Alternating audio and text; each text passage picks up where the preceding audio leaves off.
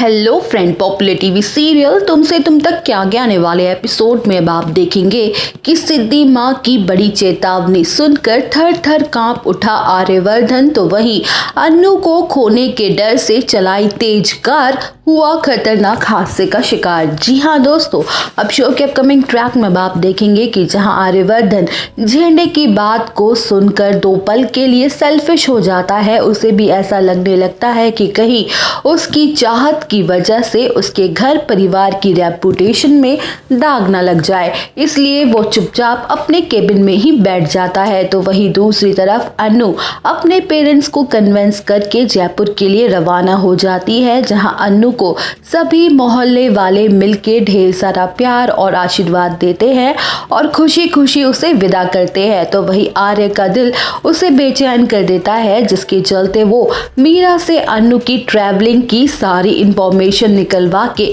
किसी को बिना कुछ बताए ही बस स्टैंड के लिए निकल जाता है। वेल, शो के अपकमिंग ट्रैक में आप देखेंगे कि जहां अन्नू बस में बैठ जाती है और अपनी आंखों में आंसू लिए अपने मम्मी पापा को बाय बोल देती है, तो वही आर्यवर्धन जैसे तैसे करके बस स्टॉप पहुंच जाता है और पागलों की तरह हर कहीं अन्नू को जगह जगह ढूंढ ही रहा होता है कि तभी बस कंडक्टर उसे बताता है कि आप लेट हो गए हैं सर, जयपुर वाली बस तो 5 मिनट पहले ही निकल गई है। जहां आर्यवर्धन ये सुन के पूरी तरह से टूट के बिखर जाता है, उसे ऐसा लगता है कि उसने खुद ही सारे रास्ते बंद कर दिए, अन्नू तक पहुंचने के भगवान ने शायद उसे उसके किए की सजा दी है। तो वहीं आर्य वहां से जा ही रहा होता है कि तभी सिद्धि माँ उसके सामने आके खड़ी हो जाती है और कहती है कि तूने उस मासूम लड़की का दिल दुखाया है, अब तेज तूफान आएगा और सब कुछ खत्म हो जाएगा।